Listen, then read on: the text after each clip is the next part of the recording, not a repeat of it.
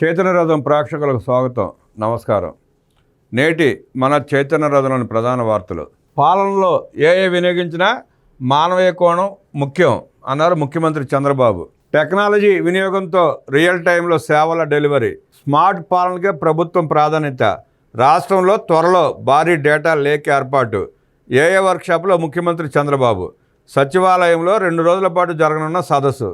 పాలన ప్రజాసేవ లక్ష్యంగా ఏఐపై సమగ్ర అవగాహన.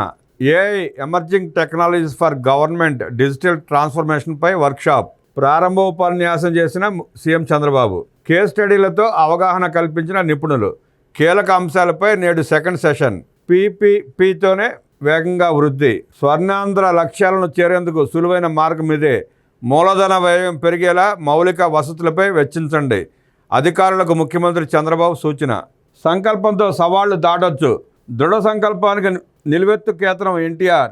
పాజిటివ్ మైండ్తోనే చిరంజీవి టాప్కు చేరారు. అద్భుత పుస్తకం రాసిన శరణకి అభినందనలు. మైండ్ సెట్ షిఫ్ట్ పుస్తకావిష్కరణలో సీఎం చంద్రబాబు. ఏఐ ఆధారిత స్మార్ట్ వ్యవస్థ ఏర్పాటుతో రియల్ టైంలో సేవలు అందించవచ్చని, ఇందుకోసం పాత విధానాల స్థానంలో నూతన సాంకేతికతను ప్రవేశపెట్టాల్సి ఉందన్నారు.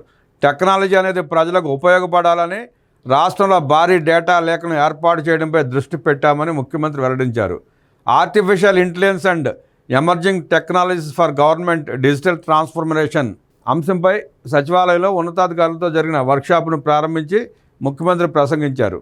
ఆర్టిఫిషియల్ ఇంటెలిజెన్స్, ఇతర ఎమర్జింగ్ టెక్నాలజీల ఆవశ్యకత, పాలనలో వాటి వినియోగంపైన ముఖ్యమంత్రి మార్గనిర్దేశం చేశారు. 2 Mbps ఇంటర్నెట్ కోసం ఎదురుచూసిన రోజుల నుంచి డేటా ఆధారిత పాలన దిశగా ఆంధ్రప్రదేశ్ను తీర్చిదిద్దిన నేటి వరకు తన ప్రయాణాన్ని ముఖ్యమంత్రి గుర్తు చేసుకున్నారు. 30 ఏళ్ల నాడు చేసిన ప్రయత్నంతో నేడు ఏపీ టెక్నాలజీలో కీలకంగా ముందుందని ప్రస్తావించారు.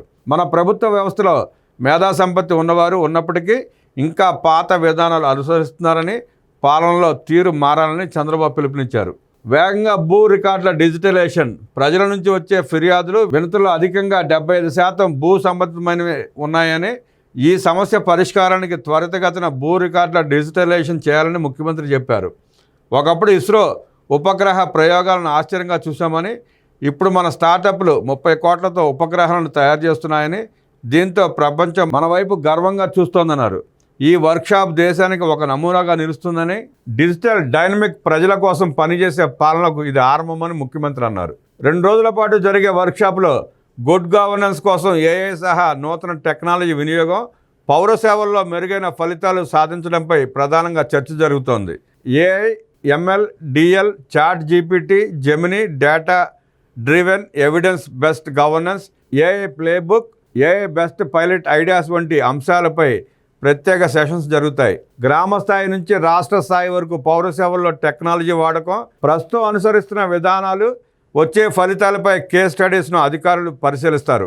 ఏ విభాగాల్లో ఎటువంటి సాంకేతికతను వినియోగించవచ్చు, ప్రస్తుతం ఉన్న సమాచారం ఆధారంగా సేవలను ఎలా విస్తృతపరవచ్చు అనే దానిపై ప్రజెంటేషన్ ద్వారా నిపుణులు విశ్లేషిస్తారు. వ్యవసాయం, విద్య, వైద్య, పట్టణాభివృద్ధి సహా వివిధ రంగాల్లో నూతన సాంకేతిక పరిజ్ఞానం వినియోగాన్ని వివరిస్తారు. వర్క్షాప్లో మొదటి రోజు కార్యదర్శులు హాజరు కాగా, 2వ రోజు విభాగాధిపతులు పాల్గొంటారు. ఈ వర్క్షాప్కు సిఎస్, డీజీపీ, వివిధ శాఖల అధికారులు తదితరులు పాల్గొన్నారు.